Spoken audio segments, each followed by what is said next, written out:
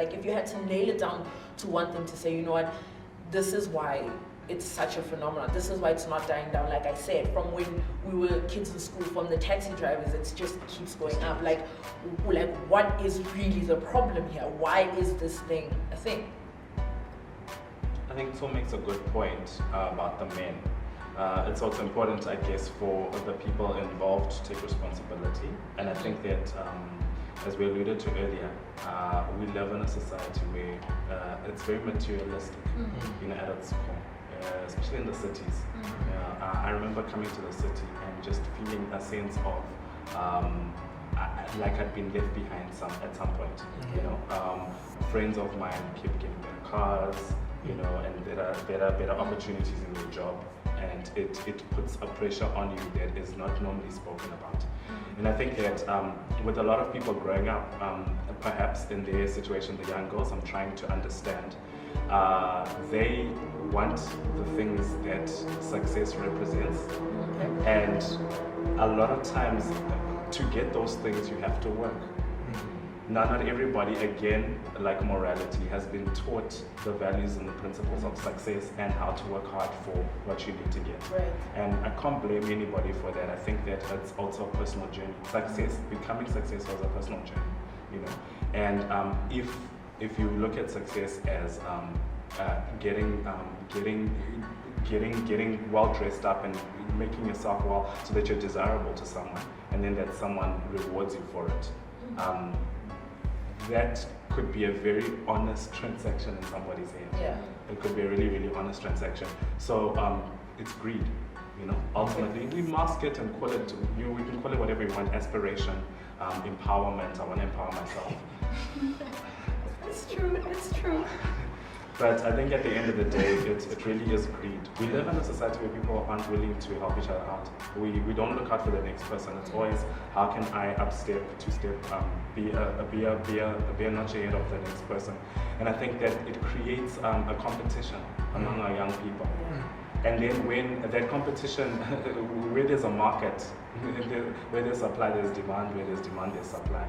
If a vacuum is created, you have a society that has a lot of rich people that are older, that have appetites.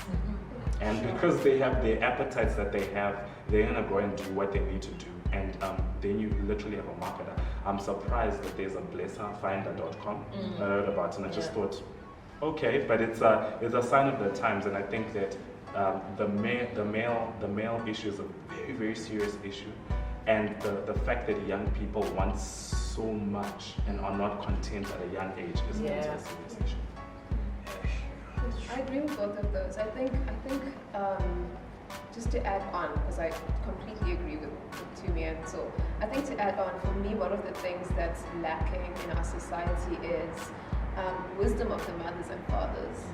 And even if it's not your mom or your dad, but that older people should be looking out, how do I help this younger person that's crossed my path? And how do I sort of take you under my wing and say, you know what, life can be hard, and I understand as a 20-year-old you want all these things, but there's a better way. And I think for me that's the thing. It's like he said, people can be quite selfish, and I've seen people can be selfish with knowledge and with wisdom as well. My dad always says, like a wise person can learn from someone else's mistakes. You don't necessarily, not every lesson has to be, taken on for yourself. You can actually watch someone's life and say, okay, I can see what you did there, I can avoid that, or I can see where you're successful, I can do that. And I think, I don't know that we're conscious as a society to say, here's a young person I want to help.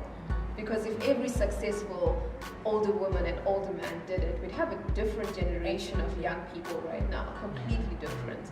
But what we're doing is we're keeping it for ourselves, and then we have a generation of slightly older people with money and with appetites, like he says, and we're not sharing the wisdom and the knowledge.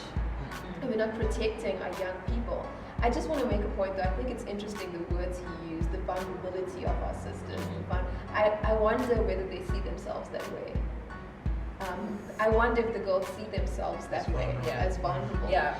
because I was actually going to raise that you know, I think even with this whole conversation the way it's going around, everybody is talking about, you know, oh, victimization, whatever, and it is something that we have to consider, that do some of these girls see themselves that way? Because if you're talking to a young girl who doesn't see herself as a victim, she doesn't see herself as someone who's vulnerable, she sees herself as someone like, look, I'm empowered, you know, in the sense that, you know, I've been put in this position and this is the resource that I have at my disposal and this is how I'm going to use it. So it's a whole other question about, do they also see themselves in the light that everybody sees them?